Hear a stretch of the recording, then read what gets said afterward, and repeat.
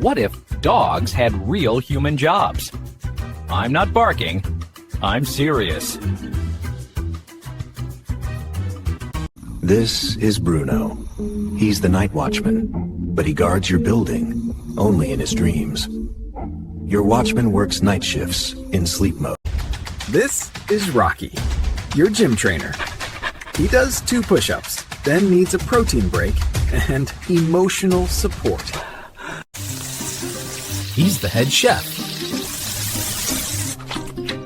Every order has one special ingredient: hair. Your boss doesn't give bonuses. He gives slobbery kisses and fires you if you don't throw the ball. HR complaint? He is HR. Would dogs be better at our jobs than us? Comment. Which job should dogs do next?